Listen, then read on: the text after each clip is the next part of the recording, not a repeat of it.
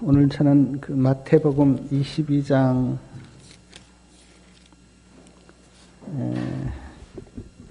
1절부터 14절에 있는 말씀을 우리 함께 생각하면서 하나님의 음성을 듣도록 하겠습니다.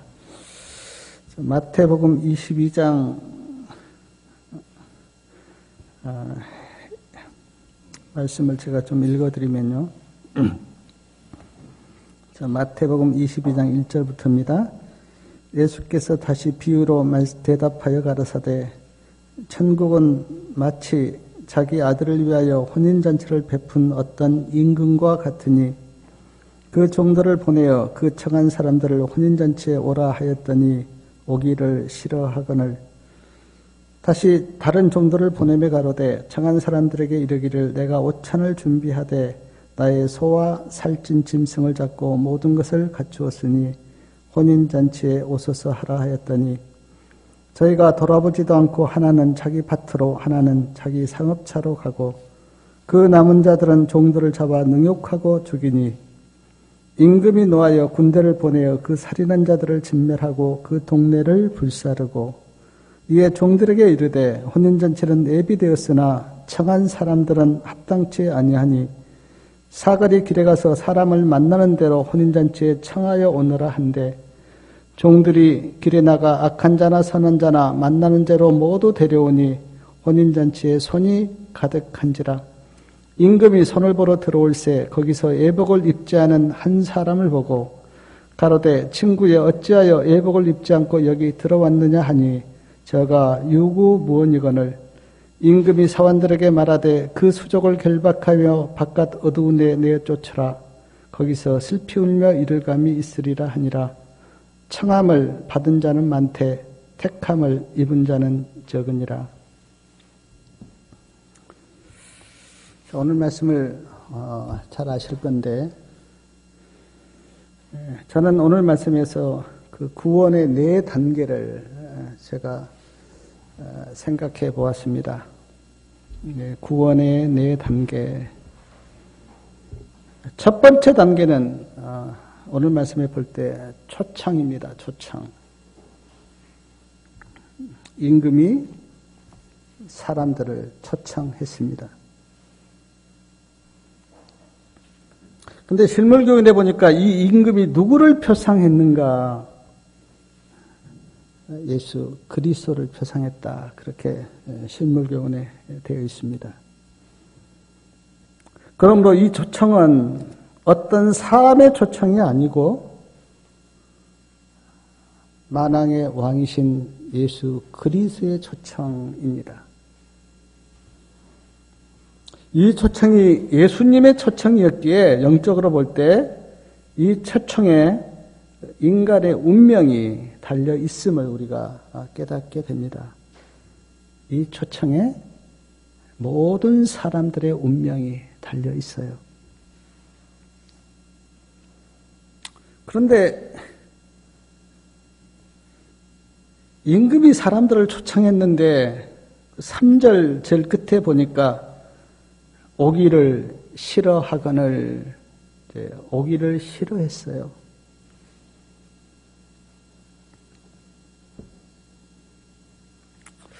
왜 사람들이 오기를 싫어했을까? 제가 생각해 보았는데 첫 번째 제가 생각나는 게 이 초청이 어떤 초청인지 사람들이 몰랐던 것 같아요. 이 초청이 정말 중요한 초청이라고 하는 것을 알았다면 그리고 이 초청에 내 운명이 달려 있다고 하는 것을 그들이 알았다면 그렇게 반응하지 않았을 텐데 사람들은 몰랐습니다. 이 초청이 어떤 초청인지를 몰랐어요. 오늘도 마찬가지입니다. 예수님이 우리를 복음으로 초청했는데 사람들은 잘 모릅니다. 그 예수님의 초청이 내 운명을 결정한다는 것을 사람들이 잘 몰라요. 그래서 우리가 예수님이 당신을 복음으로 초청했다고 이야기해보면 사람들이 오기를 싫어합니다. 반응이 없어요. 첫 번째 사람들이 오기를 싫어하니까 4절 보니까 다시 다른 종들을 보냈다 그랬어요. 다시 다른 종들을 보내서 초청을 하는데 그 4절에 보면 내가 오찬을 준비하였으되 나의 소와 살찐 짐승을 잡고 모든 것을 갖추었으니 혼인잔치에 오소서 하고 두 번째 초청을 합니다. 여기에 소와 다른 짐승을 잡았다 그랬는데 우리가 구약 성경을 보면 소를 잡고 양을 잡고 비둘기를 잡고 성소에 가서 제사를 드립니다. 근데 이 제물은 다 누구를 표상했냐면 우리를 위해서 돌아가실 예수 그리스도를 표상했어요. 만약 오늘 이 말씀을 영적으로 본다면 여기 지금 소와 살찐 짐승을 잡았다고 하는 이거를 영적으로 본다면 이 잔치에 누가 준비되어 있냐면 예수 그리스도가 준비되어 있어요. 그리고 지금 사람들을 초청하는 것입니다. 왜냐하면 우리가 나중에 나오지만 사람들에게 다 예복을 나눠줬는데 그 예복은 예수님을 표상하지 않습니까? 모든 것을 갖췄다 그렇게 말씀하는데 신물교훈 317페이지에 보니까 이런 말씀이 있습니다. 하늘 잔치를 준비하는 일에 있어서 하나님께서 우리를 위하여 하지 않으신 것이 무엇이 있겠는가? 하나님이 다 준비하셨다는 겁니다. 세 분의 하나님이 구속을 위해서, 우리의 구속을 위해서 협력하셨고 천사까지 동원시키셨고 준비하지 않은 것이 없어요. 모든 것을 준비하셨다. 한번 구속의 경륜을 한번 연구해 보십시오. 얼마나 죄인인 인간을 위해서 하나님께서 준비하셨는가. 그 사랑과 그 은혜에 우리는 놀라지 않을 수가 없습니다. 그런데 안타깝게도 5절 말씀을 보니까 저희가 돌아보지도 않고 하나는 자기 밭으로 하나는 자기 상업차로 갔다. 돌아보지도 않았다. 관심이 없었다는 겁니다. 이 중요한 초청에 사람들이 관심이 없어요. 그리고 자기 밭으로 자기 상업차로 갔습니다. 왜 그랬을까? 이 초청이 얼마나 중요한 초청인지 몰랐기 때문에요. 제가 자기 밭으로 자기 상업차로 가는 이 사람들을 보면서 제가 깨닫는 것이 뭐냐면, 아니 초청에 응한 다음에, 그러니까 잔치에 갔다 와서 자기 밭으로 자기 상업차로 가도 될 텐데 왜 그렇게 하지 않았을까? 먼저 초청에 가고 그 다음에 자기 밭으로 가면 되는데 왜 그렇게 하지 않았을까? 왜 먼저 할 일과 나중 할 일을 구분하지 못했을까? 그런 안타까운 마음이 들었어요. 사람들이요, 이제 연세가 들고 늙어서, 저도 늙어가고 있지만, 늙어서 많은 사람들이 후회한다 그래요. 내가 왜 그때 그런 일을 하지 않았을까? 사람들이, 내가 정말 그때 그 일을 했어야 했는데, 그렇게 후회한다 그래요. 인간은 잘 모르는 것 같습니다. 정말 중요한 일이 무엇이며, 꼭 내가 이때 해야 될 일이 무엇인지 사람들이 다 놓친 것 같아요. 그리고 후회를 하죠. 아마 이 사람들도 그렇게 후회하지 않았겠어요? 내가 그때 초청에 응하고 그 다음 내 일을 했어도 되는데 왜 내가 그때 그 초청에 응하지 않았을까? 또 하나 제가 생각한 것이 지금 사람들의 마음이 임금의 초청에 있지 않고 세상 일에 있습니다. 임금의 초청에는 관심 없어요. 그리고 세상 일에, 자기 밭에, 자기 상업차에 사람들의 마음이요. 오늘날도 비슷하지 않습니까? 오늘날도 우리가 그 복음을 전해보면 사람들의 마음이 어디 있냐면 예수님보다는 세상 일에, 그리고 말씀보다는 물질에, 그렇게 사람들의 마음이 있습니다. 예수님의 초청에는 관심이 없어요.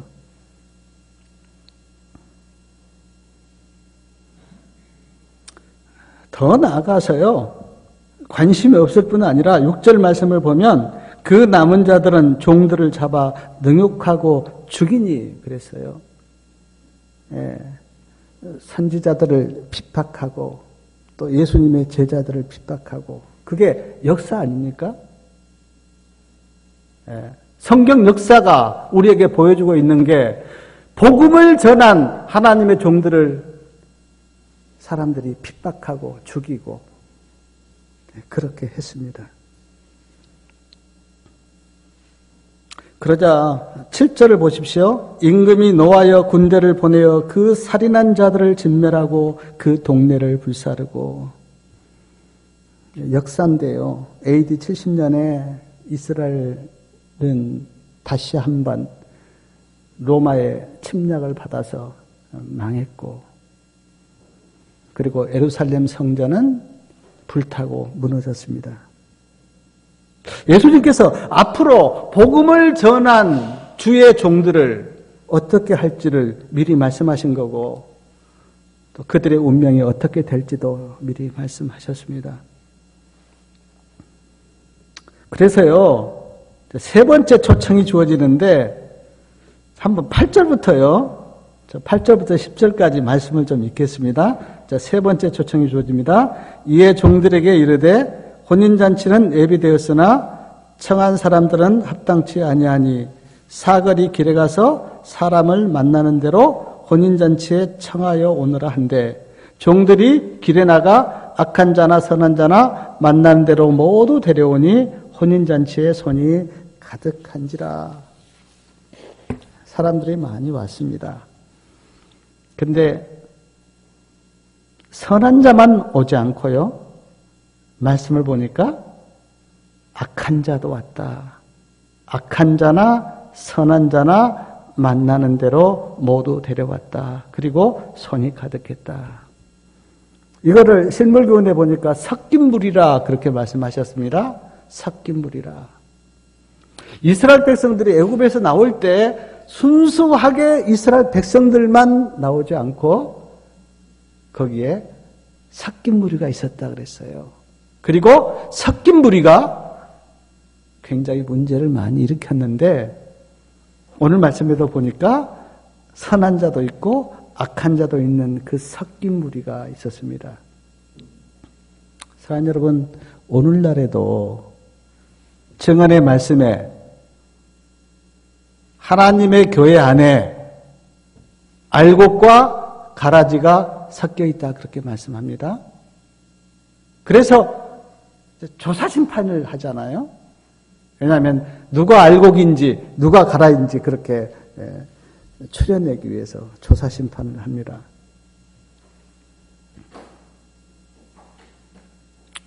자, 오늘 말씀에서 보게 되는 두 번째 단계가 있는데, 초청에 응한 사람들에게 뭐를 나눠줬습니까? 오늘 말씀해 보니까 애복을 나눠줬습니다.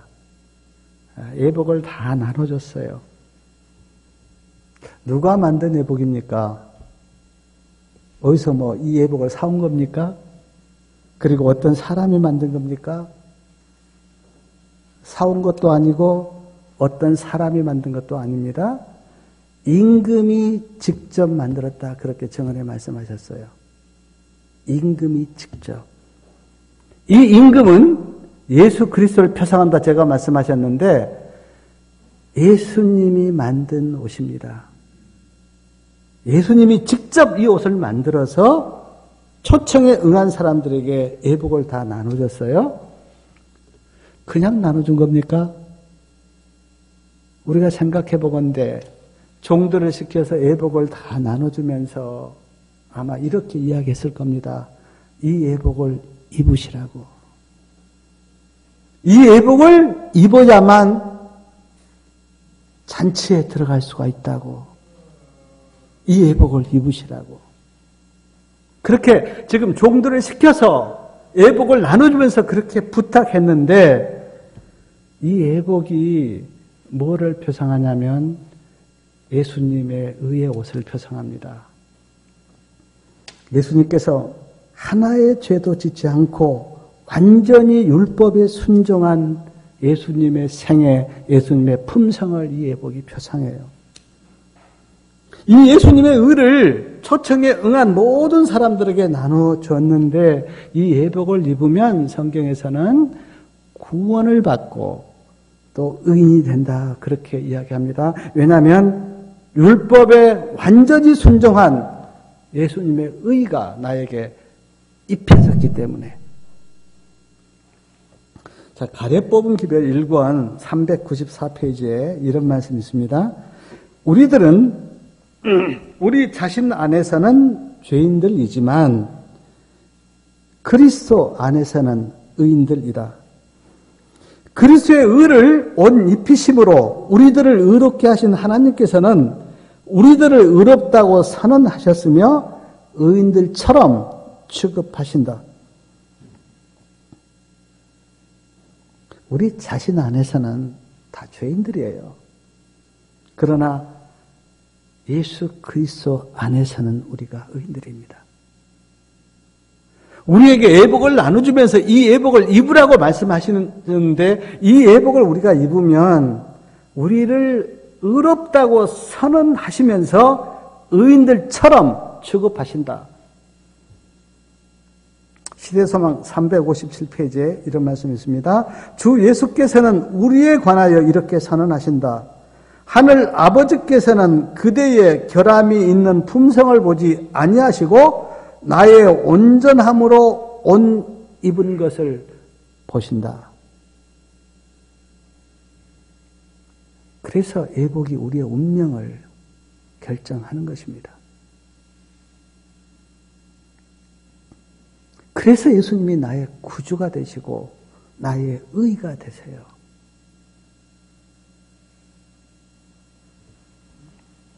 초청에 응한 사람들에게 지금 예복을 나눠주면서 이 예복을 입으라고, 이 예복을 입어야 혼인잔치에 참여할 수 있다고 그렇게 지금 말씀을 했는데, 그리고 11절과 12절 말씀을 보면 임금이 예복을 입었는지 입지 않았는지 임금이 조사를 했습니다. 실물교훈에는 이것을 심판이라 그렇게 말씀했는데 예복을 입었는지 입지 않았는지 조사를 했어요. 세상 사람을 조사하지 않았습니다. 초청에 응한 사람들을 조사했어요. 그리고 조사 심판을 우리는 세상 사람들은 받지 않습니다. 하나님을 믿는다고 교회에 나온 사람들, 그들을 조사합니다. 그게 조사 심판이에요. 그래서 우리가 다 조사 심판을 지금 받고 있는데, 사랑하는 여러분, 인간이 하는 심판은 잘못될 수도 있습니다. 요즘 보니까 뭐 옛날에 그 어떤 정치범으로 뭐 실형을 받았던 사람들, 그 사람들 다 요즘 다시 재판하더라고요. 그래서 또 다 무죄로, 그래서 보상도 받고 뭐 그런 걸 제가 봤는데, 인간의 심판은 잘못될 수가 있어요. 그래서 우리나라 지금 3심 제도를 취하지 않습니까? 1심에서 혹시 잘못했을까 봐 2심으로 다시 3심으로. 그러나 하나님이 하시는 이 조사심판은 한치의 오차도 없습니다. 정확합니다. 절대로 실수로 하늘에 갈 수도 없고 실수로 하늘에 안 갈 수도 없습니다. 예복을 입은 사람은 틀림없이 하늘에 갈 것이고 예복을 입지 않은 사람은 틀림없이 하늘에 못 갈 겁니다. 하나님의 심판은 정확하세요. 어떤 사람은 심판은 없다 그렇게 이야기하는 사람이 있습니다. 아니요. 오늘 말씀에 보니까 손님들이 다 왔는데 예복을 나눠주었고 그 예복을 입었는지 입지 않았는지 분명히 조사했습니다. 그런데 말씀에 보니까 예복을 입지 않은 사람 한 사람을 발견했어요. 그에게 묻습니다. 친구여, 어찌하여 예복을 입지 않고 들어왔느냐? 아주 중요한 질문이죠. 우리가 하나님의 심판 답했으면 하나님이 한 가지 묻습니다. 그리스도의 의의 옷을 입었느냐? 예복을 입었는지 입지 않았는지 조사를 했는데 이 한 사람은 교회에 나왔지만 예수님을 나의 구주로 영접하지 못한 사람을 표상하는데 그 사람에게 물었습니다. 어찌하여 예복을 입지 않고 여기 왔느냐? 근데 오늘 말씀해 보니까 12절 하단에 보니까 그가 어떻습니까?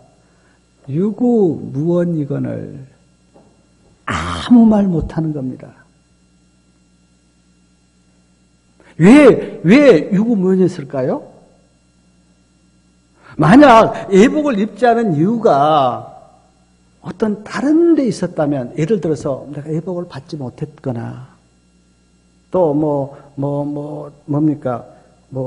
다른 사람 때문에 내가 예복을 입지 않았다면 분명히 그가 이야기했을 겁니다. 나는 이유 때문에, 나는 이런 이유 때문에, 나는 예복을 받지 않았어요. 나는 누구 때문에 분명히 이야기했을 거예요. 근데 지금 이 사람이 유구무원 한마디도 못한 이유는 전적으로 예복을 입지 않은 이유가 자기 자신에게 있었기 때문에.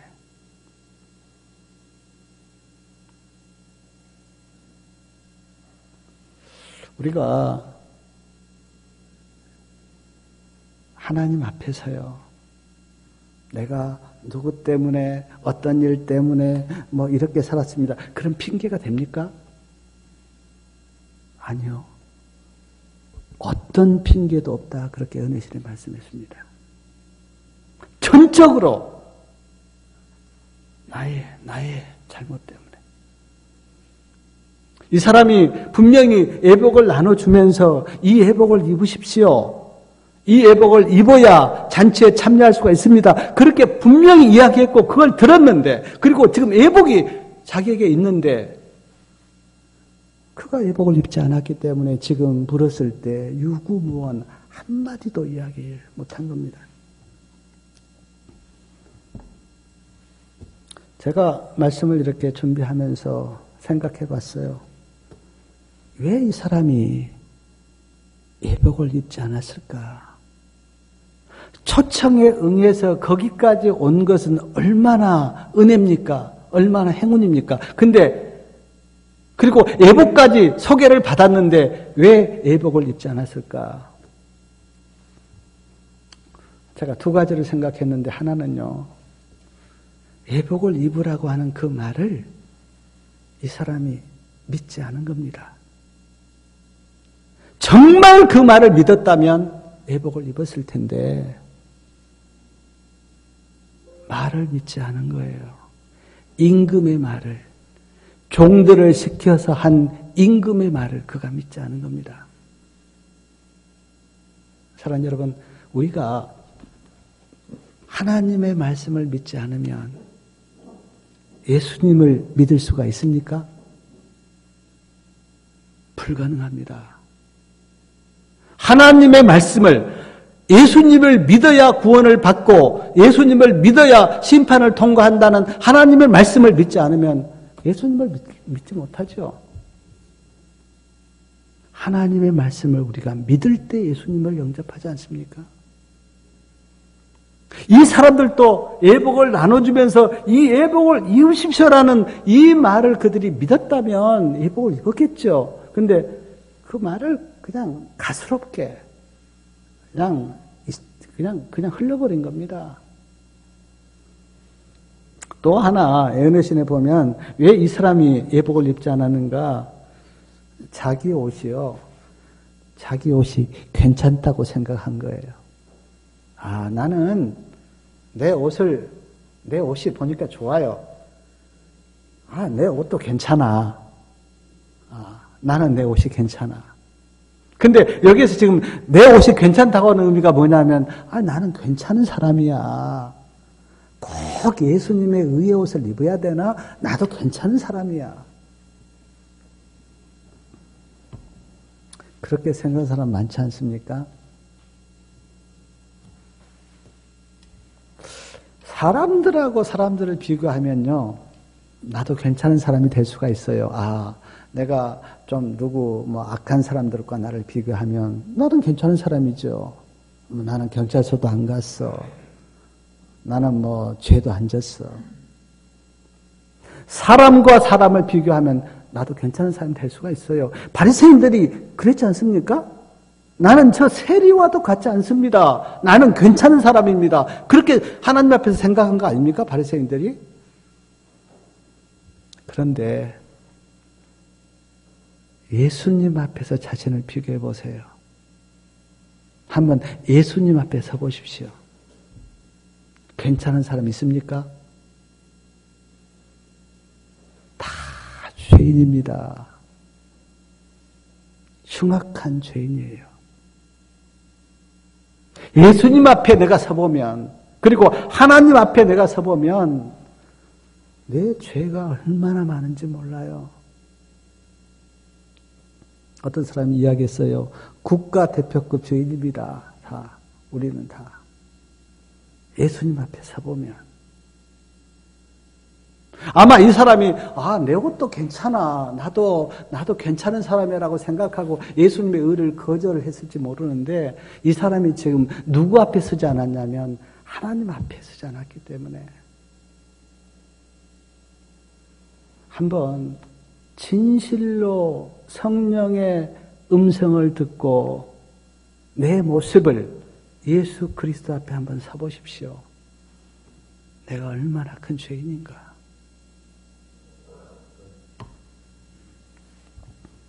제발 누구와 누구를 나를 비교하지 마십시오. 그거는 나를 속이는 것밖에 안 돼요. 내가 하나님 앞에 서보면 의인은 없나니 하나도 없습니다. 근데 이 사람이 예복을 입지 않은 이유가, 나는 이 정도면 괜찮아. 꼭 그리스도의 의의 옷을 내가 입어야 하나? 나도 괜찮은 사람이야. 그런 생각을 했던 것 같아요. 이것은 치명적인 결합이고 예수님의 의의 옷을 거절하는 아주 큰 잘못이에요.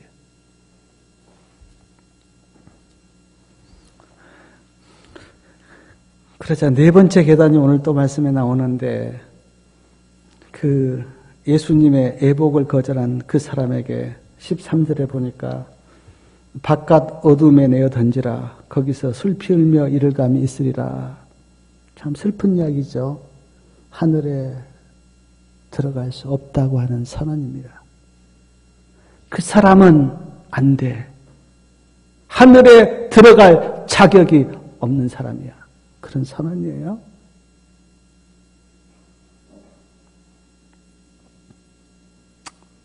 사랑하는 여러분, 오늘 말씀에서 4단계가 기록되어 있음을 제가 말씀을 드렸어요. 첫째는 예수님께서 우리를 초청하십니다. 성경에 보면 여러 군데 내게로 오라고, 나에게 오라고 초청하세요. 수고하고 무거운 짐진 자들도 내게로 오라. 목마른 자들도 오라. 의에 졸인 자들도 오라. 내게 오라고 초청하십니다. 오늘 말씀에 세 번의 초청이 있었잖아요. 첫 번째 초청도 오기를 싫어했다. 두 번째 초청은 자기 상업차로 자기 밭으로 가버렸다. 그리고 세 번째 초청의 사람들이 왔는데 우리에게도 마지막 세 천사의 기별이 있지 않습니까? 첫째 천사의 기별, 둘째 천사의 기별, 셋째 천사의 기별. 이 세 천사의 기별을 어떤 시각으로 본지 모르겠지만 저는 세 번의 초청으로 봅니다. 자, 영원한 복음을 거절하고 바벨론 가운데 가 있어요. 바벨론 가운데 가 있는 사람에게 두 번째 초청합니다. 다시 주님께 오라고. 그래도 안 와요. 그래서 또 세 번째 초청을 합니다. 거기에 있으면 짐승의 표를 받으니까 주님께 오라고.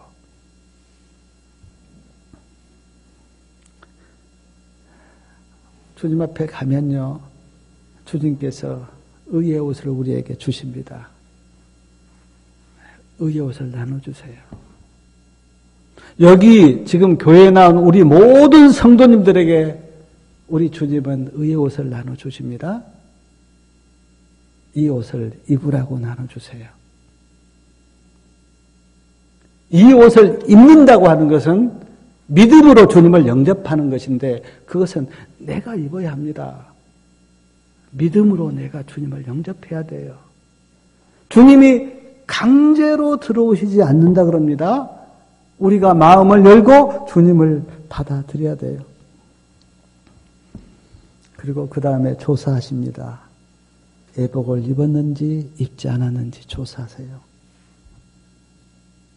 그리고 주님을 영접한 사람은 주님을 마음에 영접하고 믿음으로 사는 사람에게는 하늘에서 벌어지는 혼인잔치에 들어오도록 주님께서 문을 여십니다. 그리고 예수님을 영접하지 못한 사람은 혼인잔치에 들어갈 수가 없지요. 우리 14절 말씀이요. 마태복음 22장 14절 말씀 좀 다 같이 크게 읽어보겠습니다. 청함을 받은 자는 많되 택함을 입은 자는 적으니라. 무슨 말씀입니까? 청함은 많이 받았어요.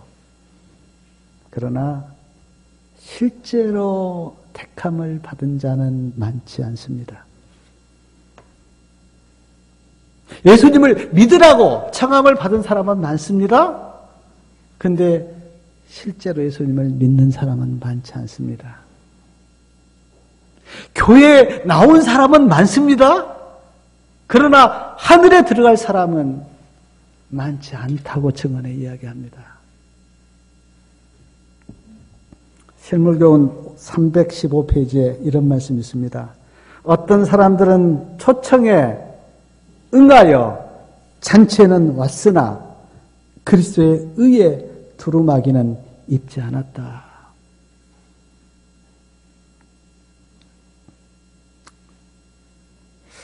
이 말씀이 나와 상관이 없는 다른 사람에 대한 이야기가 아니고 한번 진지하게 주님 앞에서 주님, 나는 애복을 입었습니까?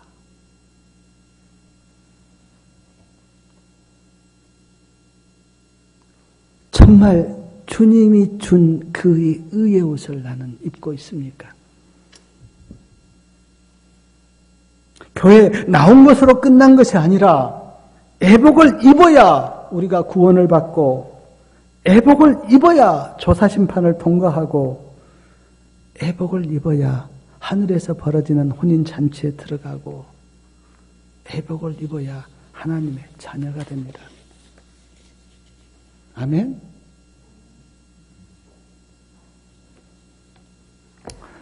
꼭 기억하시기 바라요. 인간의 운명이 돈에 있지 않아요. 내가 잘 산다고 돈이 많다고 하늘에 가는 것 아닙니다. 사람들은 내가 뭐 부자가 되고 잘 살고 하면 그것이 꼭 구원인 줄 알고 그 돈 의지하고 사는데 인간의 운명이요 돈에 있지 않아요. 인간의 운명이 뭐 많이 배웠고 지식이 많다고 있지 않습니다. 그 지식이 나를 구원하지 못해요.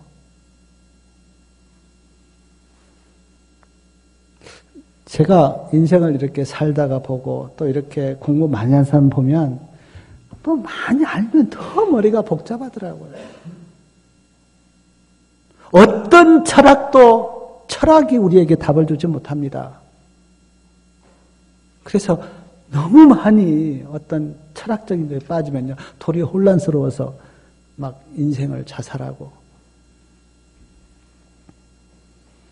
더 나아가 건강이나 외모나 권력도 우리의 운명을 구원하지 못해요. 인간의 운명은 애복을 입었느냐 입지 않았느냐에 있습니다. 중요한 이야기예요. 그리스도의 애복, 예수님이 우리에게 선물로 주신 그 의의 옷, 그 옷을 입었느냐 입지 않았느냐에 우리의 운명이 달려있어요. 근데 그 애복을 언제 입어야 하는가?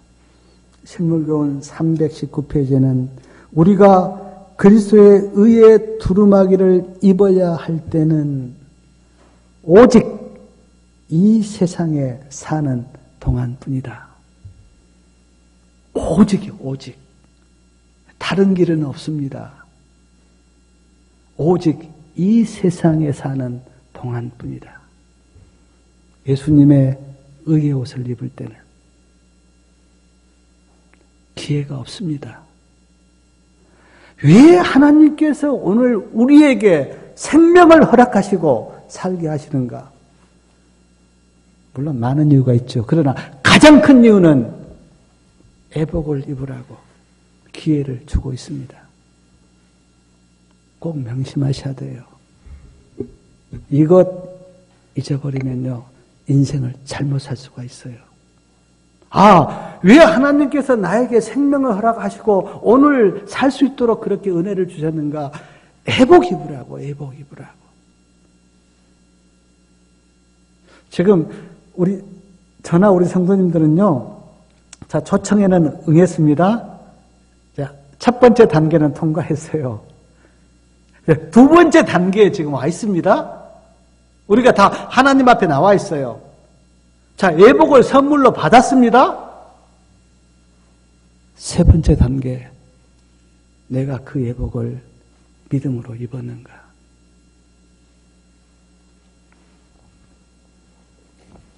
이 세상에 살 때 지금 애복을 입으시기 바랍니다. 예수님께서 친히 우리에게 선물로 주신 이 애복을 우리가 다 입고 하늘에서 베풀어지는 그 혼인잔치, 그 혼인잔치가 얼마나 크고 성대한지 우리가 알 수 없지만, 그러나 모든 사람이, 구원받은 모든 사람이 참여하고 예수님과 하나님이 그곳에 계시는 그 잔치, 그 잔치에 우리가 들어가는 것, 이것은 에어내실에 보니까 내가 이 땅에서 고생했던 모든 고생이 한순간 다 어떻습니까? 물고기처럼 사라지는 그 잔치, 그 잔치에 들어가는 놀라운 특권이 저와 우리 성도님들에게 다 주어지기를 바라고 하늘에서 다 함께 만나기를 바랍니다. 오늘 말씀 좀 깊이 생각하시고요. 네 단계를 제가 말씀을 드렸는데 그 네 단계 기억하시고 먼저 초청하시고 그 다음 애복을 나눠주시고 조사하시고 또 잔치에 들어갈 수 있는 특권을 주신 그 하나님의 은혜, 제가 바라기는 꼭 그 잔치에 우리가 다 참여해서 기쁨을 함께 누리고 하나님을 찬양하고 또 하나님의 은혜를 우리가 찬양하는 그런 놀라운 특권과 은혜가 우리 모두에게 함께 이루어지기를 바라면서 말씀을 마치겠습니다.